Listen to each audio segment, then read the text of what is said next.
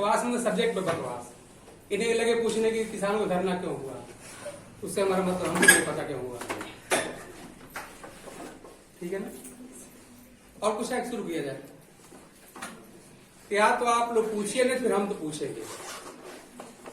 हम आप लोग वही रेशियो फोकस कर रहे थे। देखिए हम लोग मेंडल्स के लाभ पढ़ने के लिए यहाँ थोड़ा ना आते, वो तो सबको पता है कि क्या होता है लाभ डोमिनेंस, क्या होता है इनकम्प्लीट डोमिनेंस, सब आता है हम लोगों को। रेशियो पे हम बार बार फोकस कर रहे हैं, क्वेश्चन वहीं से अपना आता है।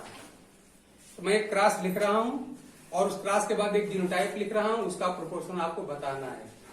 ठीक, मान लीजिए हमने क्लास ए लिख दिया, capital R small R, capital S small S, capital T small T, इसी को मेल मान लीजिए, ऐसा ही आप फीमेल लिख दे रहे हैं यहाँ पर। Capital R small R, capital S small S, capital T small T, और हमको आप बता दीजिए आप लोग कि capital R small R, capital S और स्मॉल टी इस जीनोटाइप वाले प्लांट का प्रोपोर्शन कितना होगा।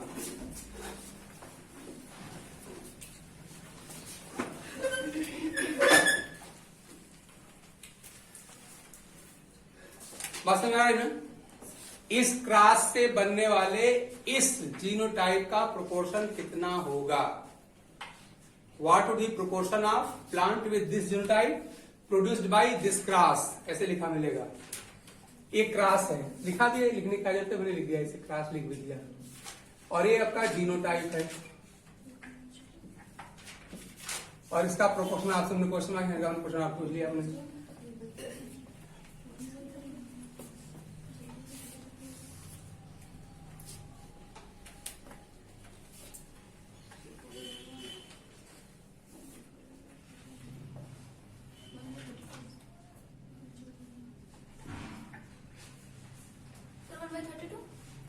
जो भी हो सकता है, हम लिख दे रहे हैं 1/32, लिख दिया हमने 1/32।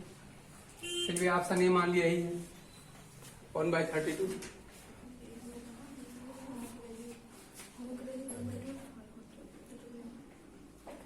आप लोग टाइम लग का है यार, पहले बताइए। बताया था कि जब भी आप देखिए सिंपली सेल्फिंग है ना, सेल्फिंग के बाद F2 मिलती है, सबको पता है। तो ये भी आपका नॉर्मल क्रॉस है, ये बस बीच से लिख दिया गया है। नॉर्मल में क्या करते हैं आप, प्योर लेते हैं मेल, प्योर लेते हैं फीमेल, कहीं हाइब्रिड मिलता है, फिर इसकी हम सेल्फिंग कराते हैं। तो वो सब नहीं लिखा गया, बीच से काट के लिख दिया गया है। आप देख रहे हैं ये भी आपका हाइब्रिड है, ये भी सेम रिपीट कर दिया गया है, सेल्फिंग है सिंपली। और सेल्फिंग से क्या मिलता है, F2 मिलता है ना, यानी F2 सिंपली लिखा हुआ है। ये बता कोई हाई स्कूल की क्लास है लिखा रहेगा, एक प्योर पी प्लांट जिसका फ्लावर कलर प्योर रेड है, प्लांट हाइट प्योर टाल है, सीड शेप आपका राउंड है, उसको क्रॉस कर दिया है, ऐसे ऐसे लिख के मिलेगा हमको? नहीं मिलेगा, वो तो आपको बस फंसाएगा बीच में। तो सिंपली देखिए हमने सेल्फिंग लिख दिया, और सेल्फिंग आप जानते हैं हमेशा सेल्फिंग से हमेशा F2 मिलती है, तो ऐसे लिख के मिलेगा। ये उम्मीद मत करिए कि पूरा डिस्क्रिप्शन डिटेल में आपको मिले, नहीं मिलने वाला है। हमेशा अपने क्वेश्चन के एग्जाम के मतलब पैटर्न और लेवल से बात करिए अगर सिलेक्शन पाना है तो। ये लिखा हुआ है सिंपली सेल्फिंग लिखा है, जो मेल है फीमेल है, लिखा है सेल्फिंग, F2 मिलेगा, इसे सबको पता है। ये सिंपली आपकी सेल्फिंग है, सेल्फ क्रॉस है, ध्यान दीजिए। और सेल्फिंग से आप जानते हैं हमेशा F2 मिलता है, ठीक है ना। तो इसे F2 बताया गया था, जब भी नॉर्मल क्रॉस होगी तो आप सिंपली क्या करेंगे, होमो की वैल्यू अगर जीन यानी कि एलील के दोनों सेम लेटर रहे हैं तो क्या कहेंगे 1/2, ठीक है ना। सॉरी गलत बोल गए, होमो की 1/4 और हेट्रो की 1/2। कहीं मल्टीप्लाई भरे आपका हेट्रो होमो है, हेट्रो है ना। अगर पेयर में दोनों लेटर डिफरेंट हो, एक लिखा हो कैपिटल एक लिखा हो स्मॉल, हेट्रो जाएगा कहते हैं। इसकी वैल्यू कितनी हो जाएगी 1/2 हो जाएगी। इसकी वैल्यू देखो दोनों सेम है तो 1/4। इसकी वैल्यू कितनी हो गई 1/4, कितना आ जाएगा 1/32, सही है। अच्छा इसी को मान लो हो सकता है कि 32 की जगह 64 के टर्म में लिखा हो, क्योंकि आप जानते हैं यहाँ पर 64 टाइप के कॉम्बिनेशन मिलेंगे। तो आप बताइए अगर मान लीजिए हमारे ऑप्शन में ये ना हो, 64 लिखा हो, तो सभी क्या कर लेंगे, हाँ आप सिंपली क्या करेंगे 1/32 को बदल दीजिए 64 में। तो क्या करें 64 हो जाए 2 से मल्टीप्लाई कर दीजिए, और पूरे फ्रैक्शन की वैल्यू ना बदले तो जितना मल्टीप्लाई करेंगे डिनोमिनेटर में उतने से करेंगे न्यूमरेटर में, यही ना। तब 2 से ऊपर मिलेगा, क्या हो जाएगा हम लोग का 2/64। तो दोनों एक ही चीज है, चाहे इस फार्म में लिखा हो और चाहे इस फार्म में लिखा हो, दोनों एक ही चीज है। इसको भी सिंप्लीफाई करेंगे तो आपको यही मिलेगा। टाइम आवश्यक, इसमें टाइम क्यों लगाना, कितना इजी है, हम लोग कई क्वेश्चन कर चुके हैं, ठीक है ना। और हम लोग यहाँ इनफैक्ट ऐसी ही चीजों को पढ़ने के लिए आए हैं। मेंडल्स लॉ ऑफ इनहेरिटेंस अभी हम शुरू करेंगे, 10 मिनट में कंप्लीट कर देंगे। उससे कुछ होना है, सबको आता है क्या पढ़ाना, उसमें पढ़ाना यही था आपको, जो मैंने आपको बता दिया है, ठीक है ना। लेकिन ये बात कब के लिए अप्लाई होगी, जब आपकी नॉर्मल क्रॉस हो, F2 जब आए, जब F2 में ऑर्गेनिज्म का जीनोटाइप दिया हो और उसका प्रोपोर्शन पूछा, आप ये फार्मूला लगाएंगे। लेकिन आप जानते हैं सारी क्रॉस से F2 नहीं मिलती ना, F2 कहां से मिलती है, हमेशा नॉर्मल क्रॉस से मिलती है। अब मान लो दूसरा कोई क्रॉस दिया हो जो नॉर्मल क्रॉस ना हो, तो उस कंडीशन में थोड़ा सा आपका तरीका बदलेगा। उसका एक क्वेश्चन देखिए, 2019 में जून वाले में पूछा भी गया क्वेश्चन, जो अभी हम कराने जा रहे हैं। हो सकता है लेटर बदल जाए, हम प्रोसेस से मतलब है, लेटर कुछ भी दे क्या फर्क पड़ता। मान लिया हमने लिख दिया कैपिटल ए स्मॉल ए और कैपिटल बी स्मॉल सी को हमने क्रॉस कर दिया, कैपिटल ए और यहां कर दिया हमने कैपिटल बी और स्मॉल सी। एक क्रॉस हमने कर दिया। इस क्रॉस को देख के हमको समझ में आना चाहिए कि यहाँ पर एक नॉर्मल क्रॉस नहीं है, सेल्फिंग नहीं है, F2 नहीं मिलने वाली है, ठीक है ना। आप देखिए सेल्फिंग होती तो तीनों के तीनों हाइब्रिड, यानी मेल में भी हाइब्रिड होता, फीमेल में वही होता। अब देखिए जरा सा, ये बिल्कुल रिपीटेड है, ये भी देखिए दोनों में सेम लिखा है, ये भी देखिए दोनों में सेम लिखा है, ठीक है ना। तो ये बात, ये फार्मूला आपका तभी अप्लाई होगा जब आपका कौन सा F2 जनरेशन का कोई जीनोटाइप दिया हो, याद रखिएगा। F2 जीनोटाइप का प्रोपोर्शन निकालने का ये फार्मूला एक लाइन में आ रहा है। अगर F2 की बात ना हो, कोई दूसरी क्रॉस लिखी हो, तब सिंपली क्या करेंगे, ध्यान दीजिएगा। अब ये क्रॉस लिख दिया और आगे कोई जीनोटाइप को जो मन करो पूछो, उनकी मर्जी, ठीक है ना। मान ली उसने कह दिया कि हमको चाहिए कैपिटल ए स्मॉल ए और हमको चाहिए दूसरा वहां पर कैपिटल बी और स्मॉल सी चाहिए, मतलब कुछ भी लिख सकता हो। तो मान लिया मैंने ये बना लिया और एक हमने लिख दिया स्मॉल ए और कैपिटल बी और कैपिटल सी स्मॉल सी। इन दोनों का हमको प्रोपोर्शन चाहिए, ठीक है ना। अब देखिए इसका तरीका क्या होता है कि जितनी भी कॉम्प्लेक्स क्रॉसेस ऐसी मिल जाए, हमने ट्राई लिखा है, आप टेट्रापेंट का जो मन कर लिख लो, आपकी मर्जी, ठीक। उसको सिंपली क्या कर दिए, उसको मोनो हाइब्रिड क्रॉस में ब्रेक कर दीजिए, इसको कहते हैं यूनिट क्रॉस। यानी हम बाकी सबको भूल जाएंगे, खाली हम ए को बस कंसीडर करने जा रहे हैं, बस ए को। ऐसे जब हम बी को करेंगे तो खाली बस बी को हम कंसीडर करेंगे, सी करेंगे खाली बस सी पर हमारी नजर रहेगी। मतलब हम एक एक करके इनको निपटाएंगे। यानी हम एक ट्राई हाइब्रिड क्लास को, या कलेक्ट मतलब कि 3 कैरेक्टर वाले क्लास को हम क्या करेंगे, 3 यूनिट क्लास में तोड़ देंगे। मतलब 3 kg वेट का मतलब होता है 1 kg + 1 kg + 1 kg, ऐसा कर लेंगे। इसको यूनिट क्लास में आप तोड़ दीजिए। अब जरा सोचिए, अगर मैं इस क्लास को अगर कराता, मान हमारे पास होता है capital A small A cross में कैपिटल ए, तो क्या आप बता सकते हैं कि यहाँ पर कितने तरह के गैमेट बनते, इस क्रॉस को कराने पर कितने तरह गैमेट इन्वॉल्व होते? खाली 2 बनते, ये बनता खाली 2 बनता। तो एक आपका बनता क्या, स्मॉल ए, और एक बनता कैपिटल, ये नहीं बनते। इसमें किसी को डाउट नहीं होना चाहिए। आप जानते हैं होमोजाइगस होता है तो उस पेयर का एक लेटर लिया जाता है गैमेट में। यानी यहाँ पर इसने दिया कैपिटल ए और हेट्रो होने पे दोनों को अलग कर दिया जाता है। इसको करेंगे तो यहाँ पर आ जाएगा आपका, ये आ गया कैपिटल ए, आ गया स्मॉल ए, इस तरह से। तो कैपिटल ए स्मॉल ए केवल बनेगा। अब ये नहीं कि 1 2 3 मत कर दीजिएगा भाई, ये कैपिटल ऑलरेडी यहाँ पर भी है ना। तो खाली 2 तरह गैमेट बने, ये 2 हम लोग को मिला ना, यहाँ पर साफ साफ देख रहे हैं। तो इसका मतलब ये हुआ, सिंपल सी बात है कि यहाँ पर जो कॉम्बिनेशन हमारे पास है कैपिटल ए स्मॉल ए, ठीक। अब दो तरह के बने गैमेट। अगर तो मान मैं क्या क्रॉस कराऊंगा, मैं कराऊंगा या तो स्मॉल ए से कैपिटल ए करा दिया होता, तो एक पॉसिबिलिटी बनती, या कैपिटल ए कैपिटल 2 ही बनता ना। तो 2 में से एक हमसे पूछा गया है, ठीक है ना। यानी कि कैपिटल ए स्मॉल ए आने की पॉसिबिलिटी कितनी होती, 2 में से 1। भाई इनके बीच क्रॉस कराएंगे तो क्या मिलेगा आपको, या तो मिलेगा स्मॉल ए कैपिटल ए। चलो क्रॉस कर देख लेते हैं, इसको हम रीअरेंज कर देते हैं। देखिए यहाँ गैमेट हमारे बन गए कैपिटल ए स्मॉल ए, यहां से बन गया कैपिटल ए। अगर मैं इसको इससे क्रॉस कराऊंगा तो क्या मिलेगा, कैपिटल ए, यहां से क्या मिलेगा, कैपिटल ए स्मॉल ए। तो इस क्रॉस से खाली 2 ही तो जीनोटाइप पॉसिबल है, और 2 में से एक आपको दिया गया है। तब बताइए 2 में से 1 की पॉसिबिलिटी कितनी होती है? 50%। 1/2 हो जाएगी। Yes, sir. तो क्या मैं इसको देख करके 1/2 लिख सकता हूँ? Yes, sir. लिख सकता हूँ, Yes, sir. ठीक है ना। अब बी को इसमें कुछ और बताना भाई आप लोग। No, sir. इनको आप यूनिट क्रॉस में तोड़ दिए। जब मैं ए को क्रॉस करा रहा हूं बाकी से हमारा कोई मतलब नहीं है। तो सिंपली आप चाहो अलग से प्रैक्टिस करने के लिए कैपिटल ए स्मॉल ए और कैपिटल ए यहाँ क्रॉस करा दीजिए। क्रॉस के लिए गैमेट बनाया जाता है, गैमेट आप बना लीजिए। गैमेट आपका बन गया, कैपिटल ए स्मॉल ए दो गैमेट ए बनाएगा और एक ए बनाएगा। ऐसे करा के देख लीजिए। अगर इसके कैपिटल ए से हमने इनके कैपिटल को फ्यूज कराया ये मिल जाएगा, इनके स्मॉल ए से कराया तो हमारा ये मिल जाएगा। इन दो ही बनेंगे। तो 2 में से 1 हमसे पूछा गया है, तो पॉसिबिलिटी किन की 1/2 हो जाएगी।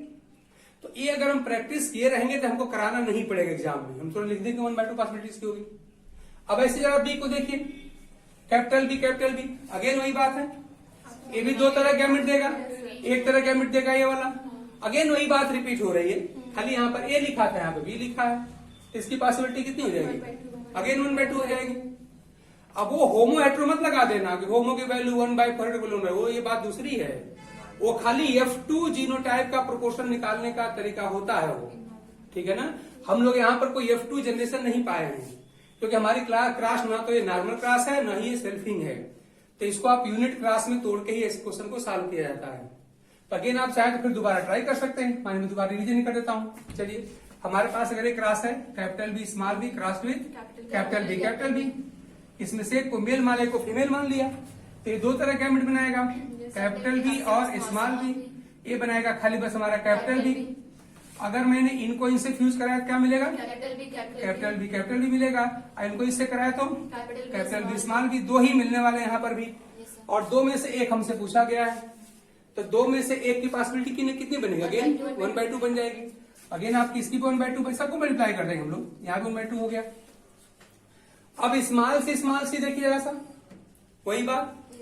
ये मेल भी बनाएगा स्मॉल सी गैमेट, फीमेल भी बनाएगा स्मॉल सी, दोनों को मिलाएंगे क्या बनेगा? स्मॉल सी बनेगा ना। और कोई नहीं बन सकता ना। इसकी पॉसिबिलिटी कितनी हो जाएगी? चलो कर लेते हैं फिर भी। चलिए स्मॉल, अब इसको हमारा स्मॉल सी मानेगा, इसकी नहीं स्मॉल सी मानेगा। तो इसी को मेल मान लिया, इसी को फीमेल मान लिया। अब चलिए इसका गैमेट हो गया स्मॉल सी, इसका भी स्मॉल सी। तो क्या यहाँ पे भी 2 बन रहे हैं? क्या बने? खाली एक ही बन रहा है ना। या खाली बस आपका स्मॉल सी बन रहा है। तो यहाँ पे 1/2 मत कर देना क्यों? हाँ, यहाँ पे 1 होगा क्योंकि आप खाली एक ही तरह का बन ही रहा है, ठीक है ना। ध्यान दीजिए, यहाँ पर मैंने 1/2 इसलिए लिया था क्योंकि इस क्लास से 2 तरह के हमको जीनोटाइप मिल रहे थे और 2 में से 1 हमसे पूछा गया था, तो इसलिए हमारा 1 आउट ऑफ 2 1/2 हो गया था। ये जो अगर मैं सी का क्रॉस कराता हूं तो आप देख रहे हैं कि बिल्कुल होमोजाइगस कॉम्बिनेशन है और यहाँ पर खाली एक ही तरह का प्लांट मिलने वाला है। तो इसकी पॉसिबिलिटी आप 1/2 नहीं बल्कि 1 करेंगे। तो आप इसको मल्टीप्लाई कर दीजिए, कितना आ जाएगा? 1/4 हो गया। ऐसे क्वेश्चन को ऐसे मतलब यूनिट क्लास में तोड़ के आसानी से सॉल्व कर लिया जाता है। अगर किसी को डाउट है बताइए, और नहीं देख क्वेश्चन और ट्राई कर लेते हैं। ढंग से देख लीजिए, मैंने पूरा एक एक करके अलग अलग कर दिया है, आप भी ऐसे कर लेना। लेकिन ये सारे काम आप एग्जाम हॉल में जाने के पहले घर पे ही कर लीजिए, क्लास में कर लीजिए, ताकि वहां पे आप डायरेक्ट लिख सको कि इस क्लास का जो प्रोपोर्शन है 1/2 है। नहीं अब लगे वहां पे लगे क्लास कराने, वहां टाइम घट जाएगा आपका। तो सारी प्रैक्टिस आप यहीं से करके जाइए एग्जाम हॉल में।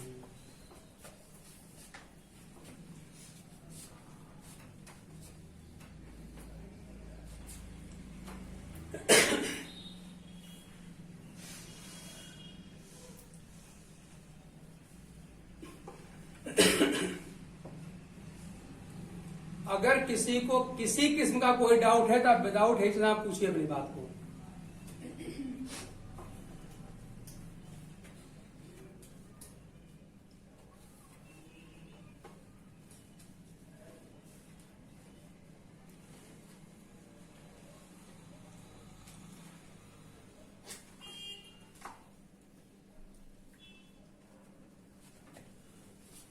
हमने साथ में क्वेश्चन और पूछ लिया थे वाला भाई, फिर इसका बताइए। ये तो मान लीजिए हो गया हम लोग का 1/4, इसका बताइए।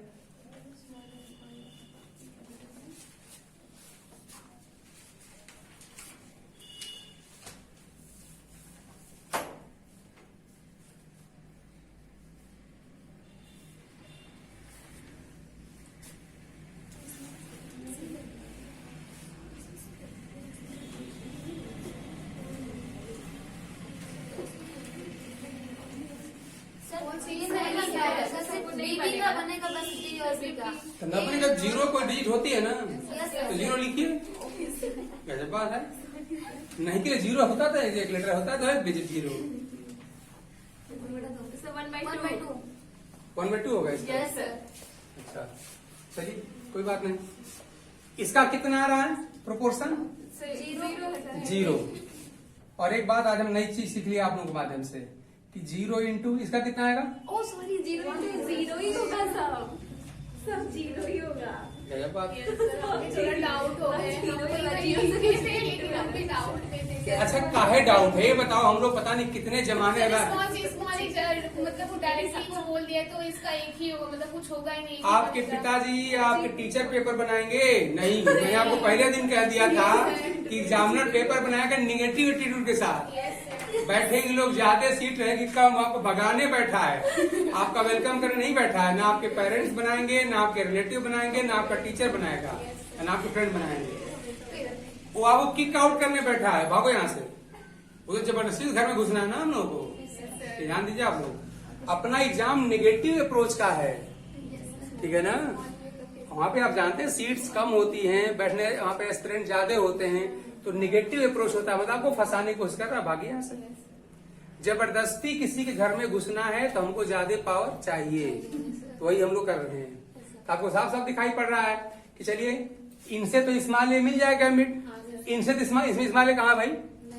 आप बताइए कोई भी जीनोटाइप मेल और फीमेल दोनों के गैमेट मिला के बनते हैं ना। तो चलिए मैंने मान लिया कि हमारा मेल है और ये फीमेल है, तो मेल तो इस्माइल देगा, लेकिन क्या फीमेल इस्माइल देगी? तो फिर दोनों इस्माइल कहाँ से आ जाएगा? नहीं आएगा ना। यानी ये कॉम्बिनेशन नहीं मिलने वाला। प्रोपोर्शन इसका हो गया जीरो, और जीरो को कितने भी बड़े डिजिट से मल्टीप्लाई करेंगे जीरो ही आएगा, ठीक है ना। इसका कितना होगा प्रोपोर्शन? जीरो। एक बार ध्यान देना है, जरा भी लापरवाही किए तो जो आपका आंसर आएगा ना ऑप्शन में पक्का मिलेगा, फट से वो पहला ऑप्शन वही रहेगा, और समझेंगे चलो 4 मार्क्स की व्यवस्था हो गई, और हो जाएगा माइनस में, ठीक है ना। जरा आप देखो सेट करते समय सब चेक किया था कहाँ कहाँ गलती कर सकते हैं, तो भी सोच सकता है कि जैसे आपने इसको किया कि इसका 1/2 होगा, इसका भी 1/2 हो सकता है, ठीक। तो करके ऑप्शन नंबर ए बना देगा। वो भी उम्मीद कर सकता है कुछ लोग 0 इंटू 1/2 यहाँ पर कोई 1/2 मान सकते हैं, तो भी 1/2 भी लिखा रहेगा, और लास्ट में कहीं छिपा के 0 लिखा रहेगा, सी या डी नंबर। हाँ एक बार ध्यान दो आप लोग, जरा भी गलती किए गए। इसीलिए तो प्रैक्टिस का इंपॉर्टेंस होता है भाई। गलती हर कोई करता है, करना भी चाहिए, और हम भी करते हैं, सब कोई करता है, लेकिन गलती बार बार रिपीट ना हो, रिकरेंस ऑफ फॉल्ट नहीं होना चाहिए। एक बार हो जाए कोई बात नहीं, चलो 2 बार मान लिया, बार बार वही करते रहने ठीक है, हाँ नहीं होना चाहिए। मतलब एक्टिव, मैं आपको बार बार कहता हूँ हमारे एग्जाम का अप्रोच ही निगेटिव है, वो हमको रिजेक्ट करने के लिए बैठा है। सिलेक्ट तो अपने दम पे जबरदस्ती हम हो जाते हैं। एक बार ध्यान दीजिए, अगर ये बात आपके दिमाग में रहेगी तो हमारा कोई फ्रेंड या रिलेटिव वहां नहीं बैठा है, हमको रिजेक्ट करने के लिए वहां पेपर बनाया गया है, हमको सिलेक्ट होना है अपने दम पे, तो फिर आप सारी गलतियां नहीं करेंगे, ताकि कोई गलती आपसे अब नहीं होनी चाहिए, ठीक है। तो हम लोग अब मेंडल्स लॉ की फॉर्मेलिटी पूरी कर लेते हैं, हालांकि कोई फॉर्मेलिटी केवल है, बाकी सब जानते हैं। जो इसमें सीखना था हमने आपको बताने की कोशिश किया है, आप कितना सीखे अब आप जानो, ठीक है। शुरू किया जाए हम लोग, मेंडल कितने लॉ थे? 3 आज से कहना बंद कर दीजिए, मेंडल से 2 लॉ, ठीक है ना। मेंडल्स लॉ ऑफ जेनेटिक्स जो था, इनहेरिटेंस जो था, वो इनफैक्ट लॉ था ही नहीं, वो तो एक जनरलाइजेशन था सिंपली, और बाद में 3 लोगों ने उससे रीडिस्कवरी की, और उन लोगों ने यहाँ पे लॉ के फॉर्म से कन्वर्ट किया। उन्होंने सिंपली क्या किया था, एक्सपेरिमेंट और उसके रिजल्ट को बस लिख दिया था, कोई लॉ का नाम नहीं दिया था। तो बाद में 3 लोग रीडिस्कवर कौन है? हाँ, और 3 लोग हैं, कौन कौन? Hugo de Vries, Carl Correns and Tschermak, ये 3 लोग थे, आपको रटा होना चाहिए। इन लोगों ने मेंडल के मरने के 36 ईयर के बाद इसकी रीडिस्कवरी की, और इन लोगों के रिसर्च से दुनिया भर में बड़ा हल्ला मचा कि कैसे पेरेंट्स के कैरेक्टर उनके आप से ज्यादा इसका पता चल चुका है। इन लोगों को बड़ी क्रेडिट मिली, बड़ी इनके नाम पे मिठाई बटी। पता चला जो आज अब 36 ईयर के बाद बोल रहे हैं, एक मांग एक प्रिस्ट, ये बात पहले ही बता के जा चुका है। तब पता चला कि you are the just rediscoverer of the law where initially discovered by मतलब लेट मेंडल, मर चुके थे 4 तब तक। तो उनको इतना बड़ा काम करने के बाद भी अपने प्रशंसा में एक भी लेटर सुनने को नहीं मिला था। उल्टे गालियां जरूर पड़ी थी जो नगेली साहब ने दिया था, है ना, उनके सामने ही उनका पेपर फाड़ के डस्टबिन में डाल दिया था, क्योंकि उन्होंने गलती एक ही किया था, उन्होंने उसमें मैथ्स यूज किया था। और आज आप जानते हैं बिना मैथ्स से कुछ हो नहीं सकता, है ना। तो नगेली खुद ही बेवकूफ थे। अगर वो एक बार जरा देख भर लिए होते तो शायद हो सकता था कि और अच्छा काम हो गया होता। तो वो सबसे बड़ी बात है कि मतलब कि जेनेटिक्स का वो सबसे बड़ा दुश्मन है नगेली। सर पछताती नहीं है वो? अब आज क्या अब आज कहाँ? सर, मतलब उनके मरने के बाद इसे देखो गाली सुनते तो रहे हैं। बड़े लोगों को उल्टा सीधा बोल देना उनकी बहुत बड़ी अपमान है ना भाई। Yes sir. बड़े लोगों को उल्टा सीधा बोल देना ही बड़ी बात है। तो उनको उल्टा सीधा हम बोल तो रहे हैं, बेवकूफ कर रहे हैं। साइंटिस्ट से बड़ी अपमान क्या हो सकता है भाई? साइंटिस्ट तुम बहुत बेवकूफ हो, इससे बड़ी बात क्या हो सकती है? इससे बड़ा अपमान क्या हो सकता है? हम लोग जस्ट शुरू करते हैं। हम लोग चलिए, पहला लॉ है मेंडल का, कौन सा? Law of segregation. Law of segregation शुरू करते हैं हम लोग। इसके लिए सिंपली क्या करना है, आप लोग एक मोनो हाइब्रिड क्रॉस कराइए प्लांट हाइट को लेके, खुद कराइए अपने मन से। एक नॉर्मल क्रॉस कराइए पी प्लांट हाइट को लेके, और जल्दी रेशियो हमको बताइए आप लोग। तो एरर लिख दीजिए। क्या होता है हम लोग का प्योर टाल लिखा जाएगा ना। Yes sir. एक को मेल मान लेंगे, यस सर। एक को कैपिटल फीमेल। नहीं, फिनोटाइप लिखना है पहले, तो हम लोग का हो जाएगा फीमेल प्योर, यहाँ पे ड्रॉप कर दिया जाएगा। Yes sir. तो सिंपली हम लोग उन्हीं का एक्सपेरिमेंट लिख दे रहे हैं। हम लोग कुछ नहीं कर रहे हैं, हमको भी याद है, सबको याद है, हम लिख रहे हैं। हम लोग हम अपनी बुद्धि कुछ नहीं लगा रहे हैं, बुद्धि है भी नहीं लगाए कहाँ से। तो सिंपली हम उनका रूल हम लिख दे रहे हैं बस। तो मेंडल साहब ने किया, इसको इन्होंने पेरेंटल जनरेशन कहा था। इसको क्रॉस कराने के बाद हम लोग को F1 जनरेशन मतलब उनको मिली थी, और इसमें क्या मिला था, सारे के सारे प्लांट कैसे थे, टाल थे। और आप जानते हैं F1 हमेशा हाइब्रिड होता है। फिर उनकी सेल्फिंग करा दिया, और सेल्फिंग कराने के बाद इनको जो अगली जैसे F2 जनरेशन कहते हैं, और इनको क्या मिला था कि पेरेंटल जनरेशन के दोनों ही कैरेक्टर यहाँ पर रीअपियर हो गए थे F2, यही था ना। यहाँ पर इनको टॉल भी मिल गया था, और यहाँ पे ड्वार्फ भी मिल गया था, और इनका रेशियो मिल गया था अप्रॉक्स 3:1। Yes sir. यही मेंडल का मोनोहाइब्रिड क्रॉस है ना। अब हमें इसको एक्सप्लेन करना है, तो इसको एक्सप्लेन करने के लिए सिंपली आप इसका जीनोटाइप लिख दीजिए। ये तो सिंपली मेंडल का हमने मोनोहाइब्रिड क्रॉस का एक्सपेरिमेंट लिख दिया और कुछ नहीं किया है। ये सिंपली आपका मोनोहाइब्रिड क्रॉस है, ये MHC मोनोहाइब्रिड क्रॉस। सर 1:2:1 का बनेगा? अब जो बने, एक पेरेंटल टाइप का बनेगा, मतलब और एक कैपिटल डी रहेगा। रेशियो तो हम लोग पढ़ चुके हैं भाई, हमें इस लॉ को जरा एक्सप्लेन करना है। इसे हम लॉ ऑफ सेग्रीगेशन कहते ही क्यों हैं। इसके दो नाम हैं, क्या क्या नाम है? सर ये करेक्टर जो होते हैं वो मिक्स नहीं होते हैं, अलग अलग ही सेग्रीगेट रहते हैं, कॉन्टेमिनेट नहीं करते एक लॉ दूसरे ऑफ को। सेग्रीगेशन, एक और नाम क्या है इसका? Law of purity of gametes. हाँ, सही आप लोग कह रहे हैं, ठीक ही है। Law of purity of gametes. तो जीनोटाइप ने बना ही लिया होगा। Yes sir. अब देखिए करना क्या है, तो एक प्योर टाइप में क्या लिखूं, कैपिटल टी, इसको मेल मान लिया। प्योर ड्वार्फ के लिए क्या लिखा जाए, स्मॉल टी। इसको फीमेल मान लेते हैं, स्मॉल टी। क्रॉस कराना है तो हम लोग गैमेट बना लेंगे, यस सर। ये रूल है ना। तो गैमेट में यहाँ पे क्या बनेगा, कैपिटल टी बनेगा, यहाँ से स्मॉल टी। बनेगा। गैमेट को फ्यूज करा के हम लोग F1 लेते हैं। Yes sir. F1 हमको मिल जाए क्या चीज, कैपिटल टी, स्मॉल टी। ये हमारा F1 हो गया। अब मेंडल ने इसकी सेल्फिंग कराई है, तो सेल्फिंग का मतलब है इसी को मेल मानना है, इसी को फीमेल मानना है, यही ना। तो क्या करें, इस कैपिटल टी स्मॉल टी इसी को हमने मेल मान लिया और क्रॉस कर लिया, इसी को फीमेल मान के अगेन आपको गैमेट बनाना पड़ेगा। फिर गैमेट बनाइए इस क्रॉस के लिए। तो अगर हम इसका गैमेट अगर बनाते हैं तो क्या मिलेगा, कैपिटल टी स्मॉल यहाँ दो तरह के मिलेंगे, टी। हाँ कैपिटल टी Small और t. Small T. यहाँ भी वही कैपिटल टी स्मॉल टी। इनके गैमेट मिल गए इस सेल्फिंग वाले के। हम जानते हैं कि ये दोनों मेल गैमेट हो गए, दोनों फीमेल गैमेट हो गए, और हर मेल गैमेट किसी फीमेल के साथ फ्यूज कर सकता है। तो मान लिया अगर हमने इसको इसके साथ फ्यूज यानी फर्टिलाइज करा दिया, क्या मिलेगा, कैपिटल टी मिल जाएगा। इसको साथ करा लिया तो कैपिटल टी स्मॉल टी मिल जाएगा। ये क्या मिल जाएगा, वही बात, दोनों किसी को पहले सकते हैं। और इसको इसे किया Small t, small t. Small T मिल जाएगा। ये हमने जीरो टाइप लिख दिया। अब देखो ऐसा, मान लो किसी स्टोरी की या मान किसी बुक की टाइटल आपको मिल गई, किसी मूवी की टाइटल मिल गई, तो टाइटल देख के हम अंदर के कंटेंट गेस कर सकते हैं अंदर क्या होगा, है ना। तब देखिए इसकी टाइटल क्या है, लॉ ऑफ सेग्रीगेशन, मतलब कुछ अलग हो रहा होगा, है ना। यहाँ कुछ अलग यहाँ पर हो रही होगी।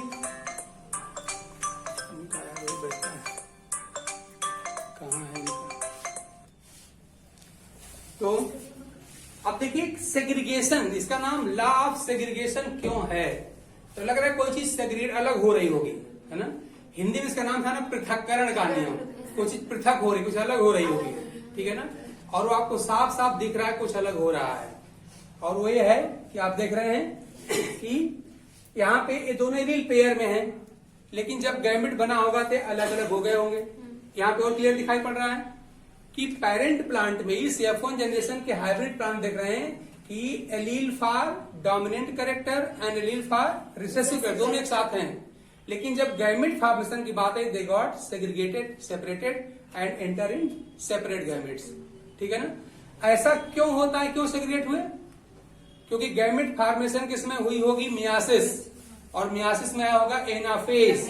एनाफेज क्या करता है, पेयर के क्रोमोसोम को सेपरेट करके अलग अलग पोल पर भेज देता है, ठीक है।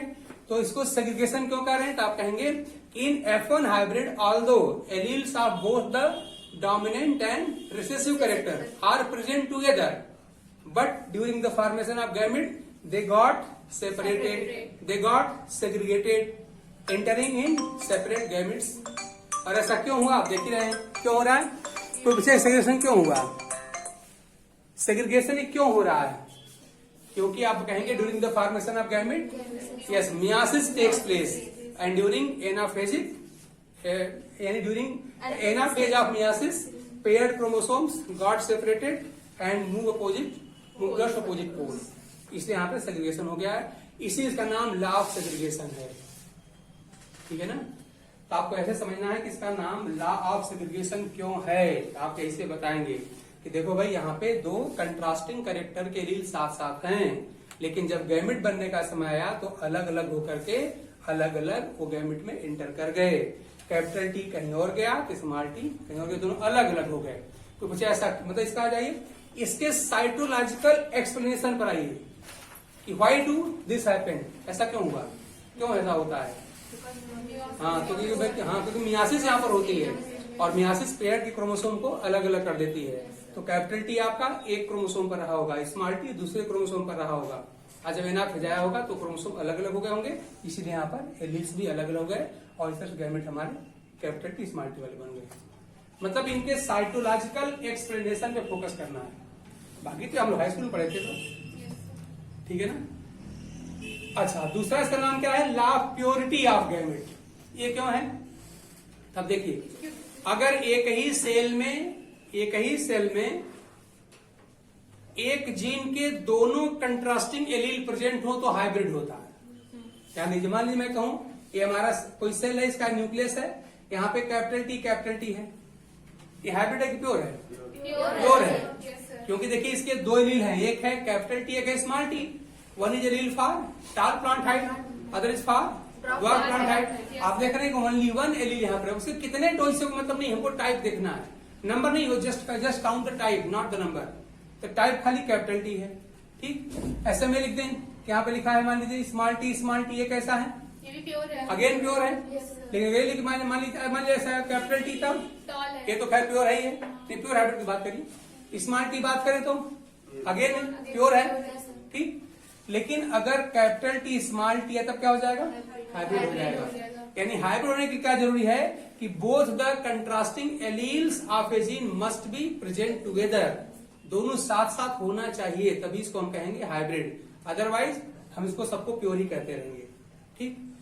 अब जरा बताइए ये हमारा ये प्लांट कैसा है, पेरेंट कैसा है, प्योर, ये गैमेट कैसा है, प्योर, ये पेरेंट कैसा है, प्योर, ये गैमेट प्योर।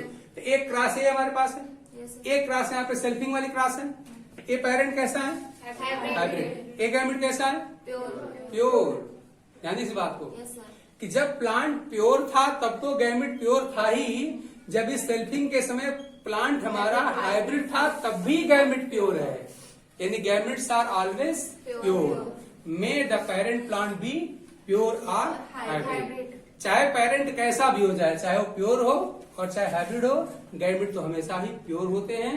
इसलिए इसको हम कहते हैं लॉ ऑफ प्योरिटी ऑफ। ये है, ये इसको समझिए, ऐसे पढ़ना है। ये तो क्रॉस लिखना हम लोग क्लास 10 से पढ़ते आ रहे हैं ना। ये समय टाइटल पकड़ो, why you are calling this law as law of segregation, why this law has been titled as law of purity of gametes. इस पे फोकस करिए और उसके साइटोलॉजी पे जाइए। तो भैया why do gametes are always pure? Gamete हमेशा प्योर क्यों होते हैं?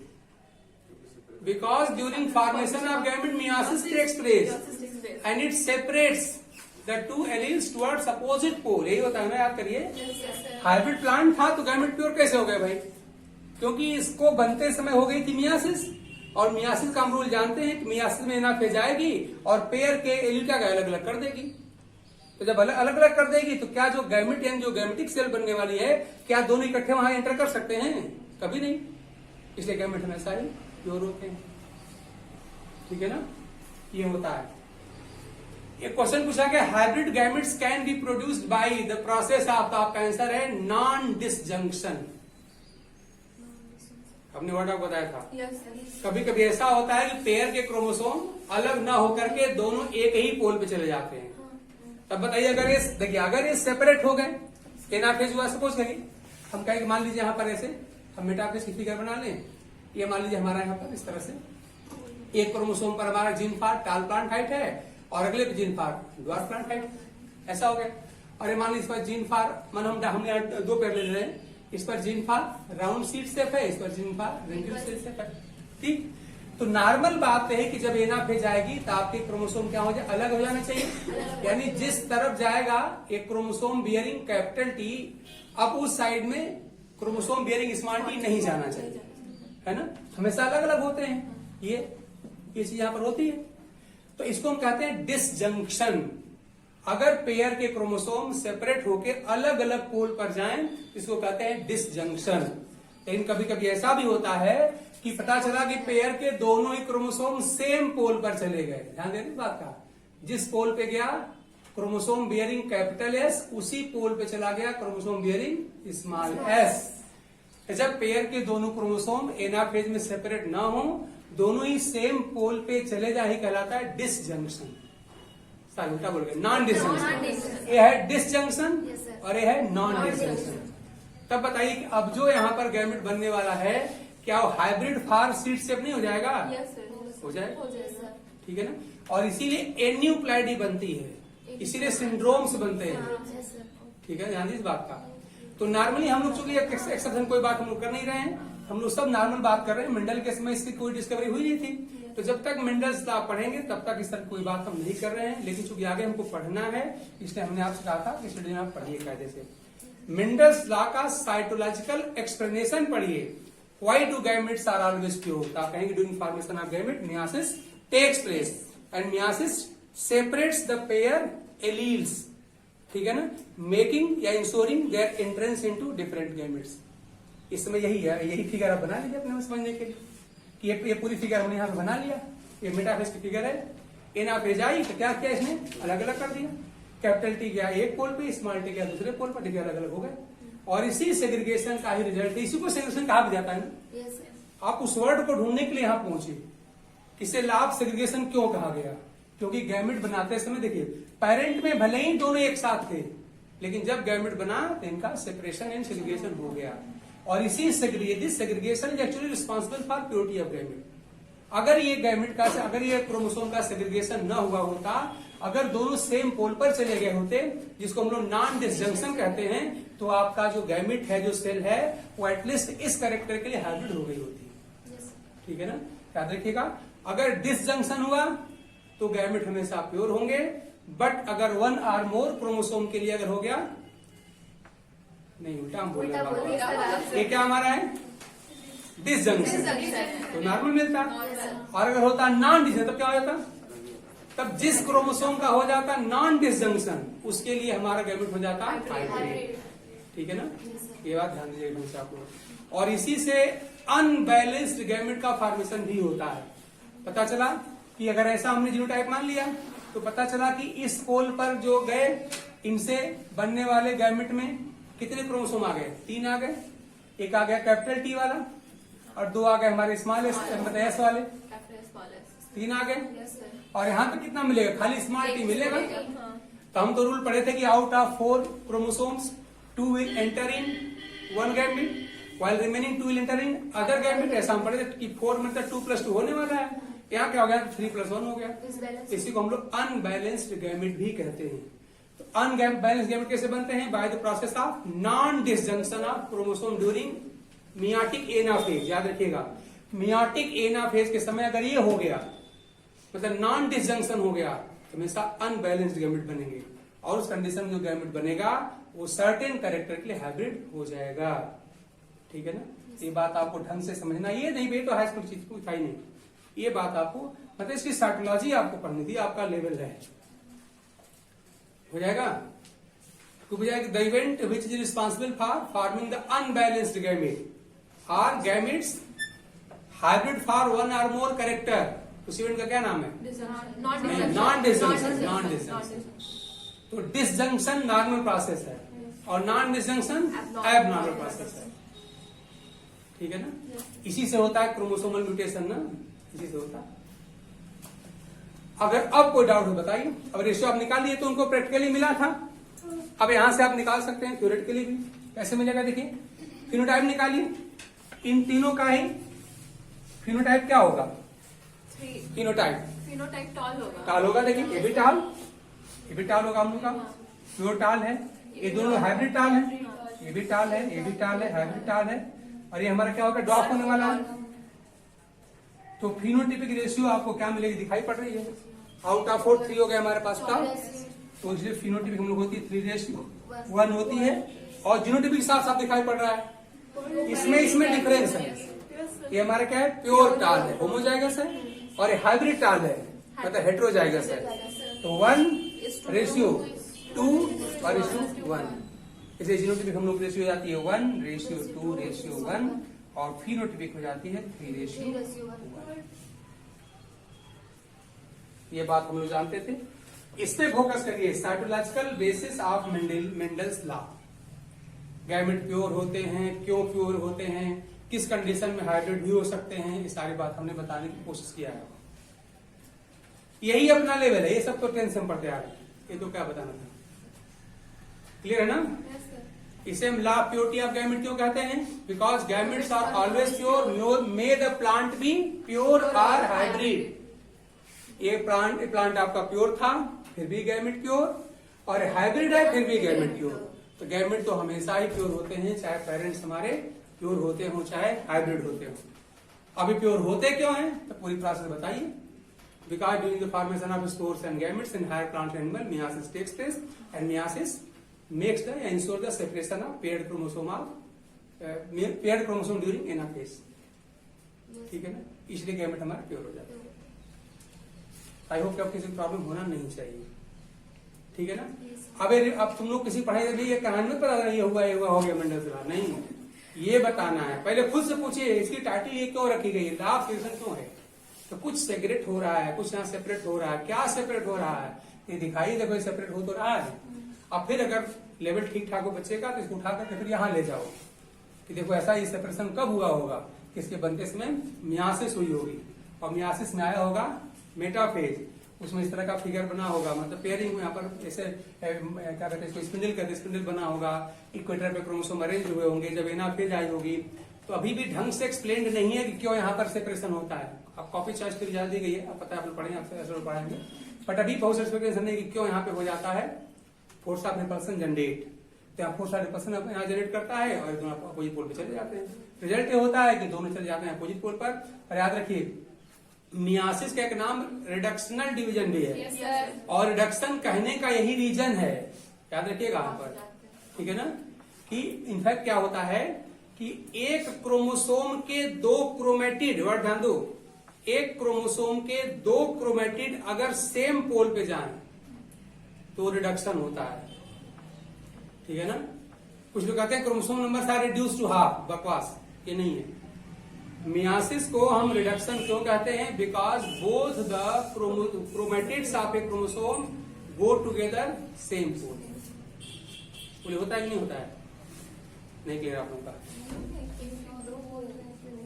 ये बात है। अब मैं इसको और ओपन कर रहा हूं, ध्यान दीजिए।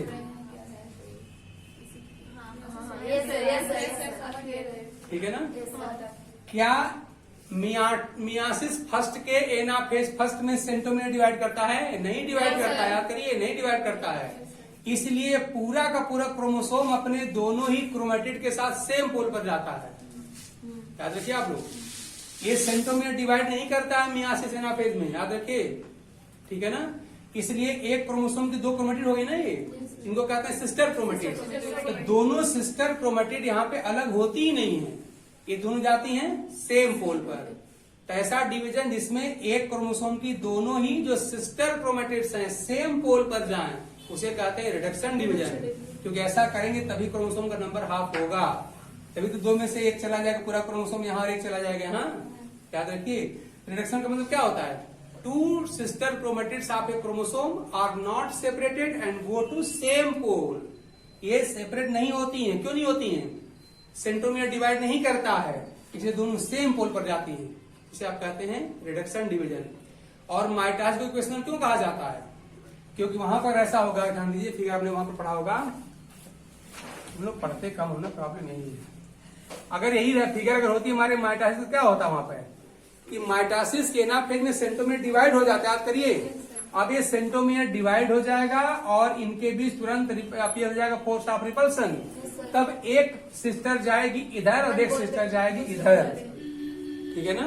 तो माइटोसिस के एनाफेज में या मियासिस के सेकंड वाले में भी काम होता है। मियासिस सेकंड के एनाफेज सेकंड में भी ये काम होता है और माइटोसिस में भी काम होता है। वहां पे सेंट्रोमियर डिवाइड हो जाता है, इसलिए दो सिस्टर्स हमेशा अपोजिट पोल पर जाती हैं। तो जब अपोजिट पोल पर जाएं तो क्या कहते हैं? इक्वेशनल कहते हैं। और जब मियासिस फर्स्ट हम पढ़ते हैं, मियासिस फर्स्ट का एनाफेज फर्स्ट, तो वहां पे सेंट्रोमियर डिवाइड नहीं करता है, इसलिए एक क्रोमोसोम की दो क्रोमेटिड अलग नहीं होती। याद रखिए, वैसी बात को हेड कर रहा है यहाँ पर। ये पूरा का पूरा फिगर मैं ऐसे बना रहा हूँ, जो यहाँ था उठा के आने चला है। तो जब मियासिस फर्स्ट में एनाफेज फर्स्ट आती है तो वहां पर सेंट्रोमियर डिवाइड नहीं करता है, इसलिए एक क्रोमोसोम की दोनों ही सिस्टर क्रोमेटिड सेम पोल पे चली जाती हैं। इसी को कहते हैं रिडक्शन डिवीजन। ये बात है। मेंडल्स लॉ को ऐसे पढ़ना है अगर अपने लेवल की बात है तब। ठीक है? अच्छा, मान लो क्रॉसिंग ओवर हो गया होता, तब होता ही है। तब क्या बोलेंगे? क्या क्रॉसिंग ओवर के बाद हमारी जो मियासिस है ट्रूली या 100% रिडक्शनल है? तब नहीं होगी। तब तो कुछ इसका पार्ट इसमें जुड़ गया होगा ना, इसका पार्ट कुछ टूट के इसके ऊपर चला गया होगा। तो जो सेगमेंट इसका टूट के इसके ऊपर चला गया उसके लिए क्या हो गया? इक्वेशनल हो गया। ध्यान देना यहाँ पर। अगर क्रॉसिंग ओवर हो गई होती तो मान लिया आपने कहा कि चलो इसका इतना हिस्सा काट के मैं यहाँ पे डाल देता हूँ, तो उसका जो पार्ट यहाँ से टूट के इसके पास चला गया वो तो अपोजिट पोल पे गया ना। तो अगर अपोजिट पोल पे जाएंगे तो इक्वेशनल कहा जाएगा। यानी ट्रू सेंस में मियासिस क्या होती है?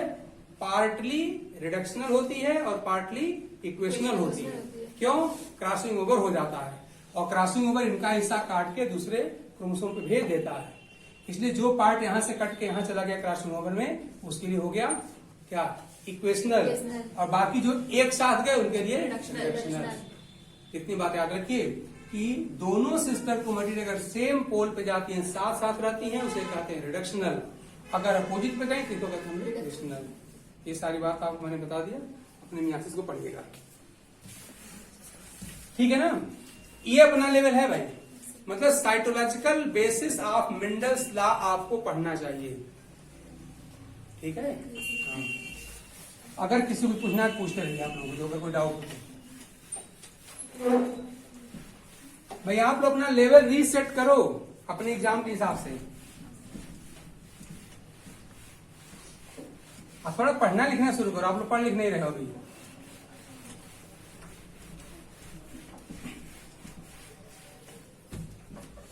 आगे बढ़ लें? इसमें लिखाएं कुछ है?